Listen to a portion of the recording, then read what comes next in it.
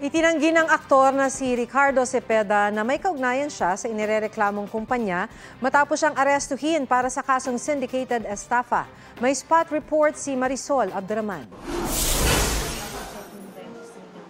Napaluha ang aktor na si Ricardo Cepeda o Richard Go sa totoong buhay. I was shocked because I wasn't aware na umabot sa may warrants ako.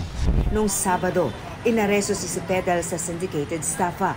Makikita pa noon si Cepeda na tila nakikipagtalo pa sa mga pulis pero mapaya pa rin sumama kalaunan. Ito po yung nangyari sa area ng Cagayan, ma'am, sa Sanchez Mira.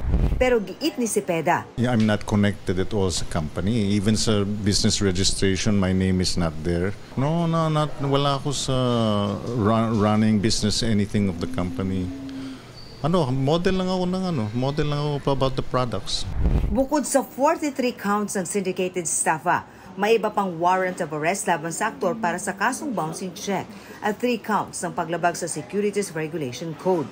Tiwala naman si Cepeda na mapapawalang sala siya.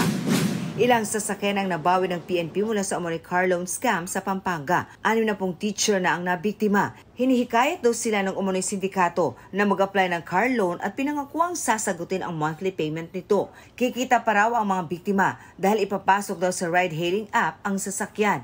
Ang mga sasakyan ibibenta pala ng mga scammer. Kaya mga biktima ang hinahabol ngayon ng bangko. Nakilala na ang ilan sa mga sangkot na sinampahan na ng kaso. Marisol Abduraman, nagbabalita para sa GMA Integrated News.